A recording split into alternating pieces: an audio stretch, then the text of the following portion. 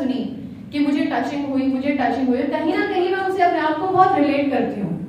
वो इसलिए क्योंकि वो शुरू से कहती थी कि मैं भी ऐसे ही नहीं आई थी इस ज्ञान में, मुझे हर चीज में लॉजिक चाहिए था और वो लॉजिक मुझे मिला।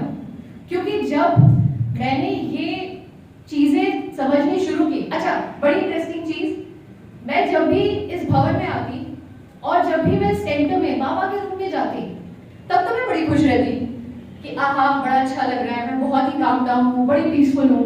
मैं जैसे बाहर निकलती मैं फिर नॉर्मल, फिर वही स्ट्रेस, काम का स्ट्रेस, कभी ये स्ट्रेस कभी वो स्ट्रेस, समझ ही ना आए। उस दिन मैंने मम्मी से पूछा, मैंने कहा मम्मी यार एक बात बताओ, सारी चीजें ठीक है बट ये जो है ना ये परमानेंट क्यों नहीं है? अगर ये ज्ञान है, अगर एक्चुअली में ये ज्ञान है तो ये परमानेंट होना चाहिए ना। ये ऐसा क्यों है कि भाई अभी वहां पर बैठे और फिर निकल गए? मम्मी कहती है बेटा इसके लिए ना प्रैक्टिस की जरूरत होती है। मैं कहा जी अच्छा। अब मैं सीधा सुबह ऑफिस जाके रात को 8 बजे 9 बजे घर में घुसने वाली लड़की कहाँ प्रैक्टिस करूं, क्या प्रैक्टिस करूं? मैंने ये इंटेंशन डाली बाबा के साथ। मैं कहा चलो आप, अब कहते ना कि भगवान को बुलाने के अपने अपने तरीके होते हैं। हर कोई बंदा मतलब हर इंसान अपनी लाइफ में भगवान को आप करके बात करता है, कोई कुछ करके बात कर रहा है। मैंने बोला मैंने यार बाबा ऐसा है, अब है ना आप है ना मुझे चीजें ना थोड़ा समझा दो, बहुत हो गया। आप मुझे नॉर्मल तो कर देते हो बट उसके बाद परमानेंट कर नहीं पा रहे, तो क्या दिक्कत है? मतलब मुझे बताओ ये दिक्कत कहाँ से आ रही है? तो एक दिन कुछ नहीं हुआ, 2 दिन कुछ नहीं हुआ, 3 दिन कुछ नहीं हुआ और कुछ हफ्ते भर कुछ नहीं हुआ। धीरे धीरे करके मेरे सामने कुछ ऐसे लोग आने लगे जो इस पर्टिकुलर ऑर्गेनाइजेशन या संस्था से रिलेटेड नहीं है, लेकिन ये वो लोग हैं जो इस ज्ञान को जानते हैं और जो कई सालों पुराने से इस ज्ञान को जानते हैं। और वो यहाँ की नहीं है, उनकी किताबें आई, जैसे जो बातें हम यहाँ करते हैं कि अफर्मेशंस क्या होती हैं या बाबा का ज्ञान क्या है, वो सब चीजें ऑलरेडी बहुत सारी किताबों में अवेलेबल है। मैं बहुत किताबें पढ़ती हूँ, पापा मम्मी जानते, मतलब मैं बता रही हूँ पापा मम्मी जानते बिकॉज ऑफ कोर्स वो जानते हैं, मैं उनके साथ रहती हूँ, तो मैं किताबें बहुत पढ़ती हूँ। तो इस ज्ञान के बारे में मुझे पता लगा, बुक कॉल्ड द सीक्रेट।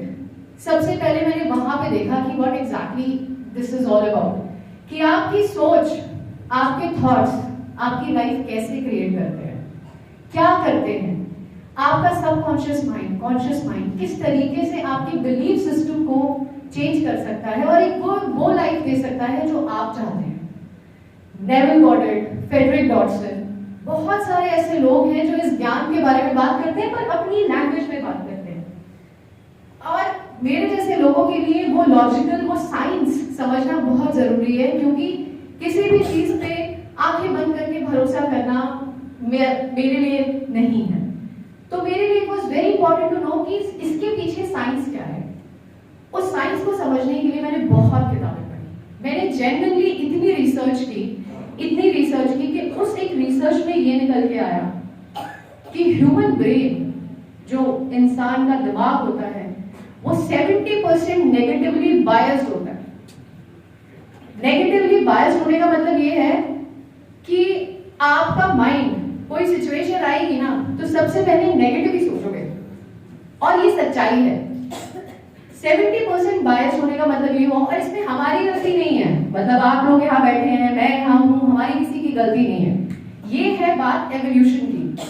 जब ये धरती बनी थी, जब ये संसार बन रहा था, हम सब जानते हैं कि हम होमोसेपियंस यानी बंदरों से चेंज होकर ह्यूमन उसमें लाइफ में आए हैं।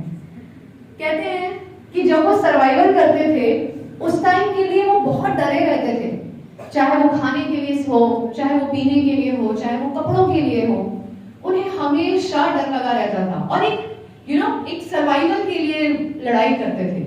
फिर उसके बाद वो फाइट बदली हुई वॉर के लिए, पावर के लिए। मुगल्स आए, ब्रिटिशर्स आए, लोगों ने अपनी सत्ता के लिए लड़ना शुरू किया। तो कहीं ना कहीं वो डीएनए में और जनरेशंस में ट्रांसफर होता रहा, जिसकी वजह से ह्यूमन माइंड और ह्यूमन ब्रेन हमेशा नेगेटिव ही सोचेगा। अगर मैं ऑफिस में हूँ और मेरे पास मेरे बॉस का फोन आ गया, मैं ये थोड़ी सोचूंगी कि वो मेरी तारीफ करने के लिए फोन कर रहा है। मैं सबसे पहले यही सोचूंगी कि पता नहीं क्या गड़बड़ कर दी मैंने, दैट इज द प्रॉब्लम। और आप अगर अपनी पर्सनल लाइफ में भी देखेंगे तो किसी भी सिचुएशन में या कोई घंटी भी बज जाएगी ना रात को 8 बजे या 9 बजे, पता नहीं कौन आ गया। This is something which is very common for every man, every person. So उस पावर को, जो माइंड है, जिस चीज पे हम लोग हमेशा फोकस रहते हैं, उस अवेयरनेस को समझने की जरूरत है। तो ये ज्ञान, और मैंने कई बार प्रेम दीदी को भी देखा है, जब हमारे घर पे अभी पीछे 8 तारीख को फंक्शन हुआ था, फ्लैग होस्टिंग हुई थी, तो मैंने कई बार दीदी की बातों में भी ना ये सब चीजें सुनी है कि जो आपके थॉट्स होते हैं वही आपकी लाइफ बनाते हैं। तो जैसा आप सोचोगे वैसा ही आपकी लाइफ में क्रिएट होगा। उस सोच को बदलने की जरूरत है, उस वाइब्रेशन को बदलने की जरूरत है, उस फीलिंग को बदलने की जरूरत है। क्योंकि मेरी लाइफ बहुत बढ़िया तरीके से चेंज हुई है और ये मैंने अपने अंदर खुद देखा है, जब से मैंने इस पूरे ज्ञान को समझने की कोशिश की। और इसमें सपोर्ट मेरे पर हमेशा शिव बाबा का रहा है, क्योंकि किसी भी मुसीबत में, किसी भी प्रॉब्लम में, किसी भी चीज में अगर मैं फंसी हूँ, कहीं भी फंसी हूँ, ऐसा कभी नहीं हुआ कि मुझे सोल्यूशन नहीं मिला। वो इसलिए क्योंकि मैंने हमेशा कॉन्शियसली उस विचार को, उस थॉट को अपने अंदर इतना प्रोमिनेंट किया कि मुझे बचना है, मुझे बचना है। और शिव बाबा ने मुझे हमेशा हमेशा उस चीज से बचाया है। एक लास्ट बात और, नॉट ओनली आपके माइंड को लेके